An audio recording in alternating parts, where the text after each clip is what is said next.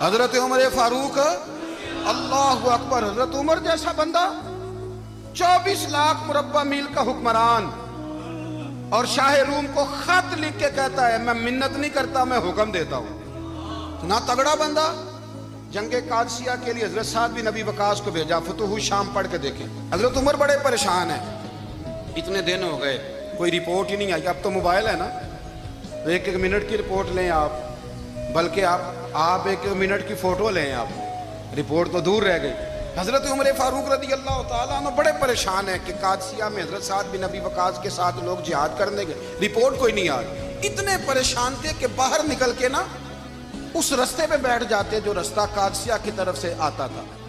جو بھی آتا جاتا پوچھتے جنگ کے کیا حالات ہیں. ادھر جب اللہ نے فتح دے دی نا تو حضرت سعد بن ابی وقاص رضی اللہ تعالیٰ عنہ نے ایک قاصد کو خط دے کے بھیجا. کہنے لگے عمر کے پاس جاؤ, انہیں اطلاع دو کہ الحمدللہ اللہ نے اسلام کو فتح عطا کر دی. یہ حضرت عمر کو جا کے دینا. وہ بڑے پریشان ہوں گے. وہ جو اس زمانے میں اس طرح ہوتا تھا کہ کئی دور دور سے صحابہ جو دوسرے شہروں کے ملکوں کے رہنے والے ہوتے تھے وہ بھی آ کے شامل ہو جاتے تھے جہاد میں.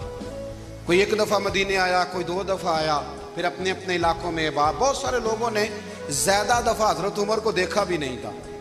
وہ جو قاصد خط لے کے آیا تھا نا اس نے ایک آدھ دفعہ دیکھا تھا. حضرت عمر بوڑھے ہو گئے, وہ پہچانتا نہیں تھا.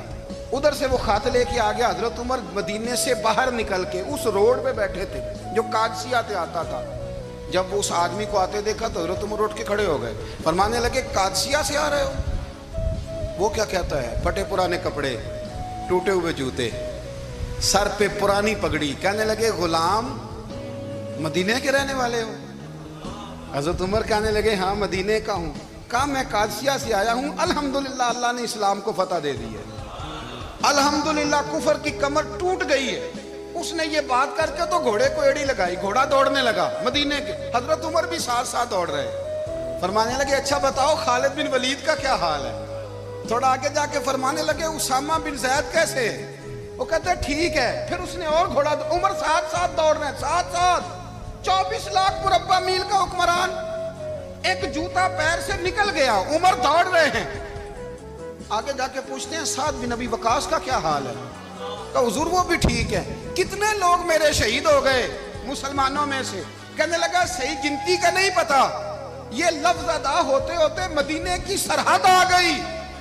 لوگوں نے عمر کو گھوڑے کے ساتھ دوڑتے دیکھا تو کہا امیر المومنین کیوں دوڑ رہے ہیں؟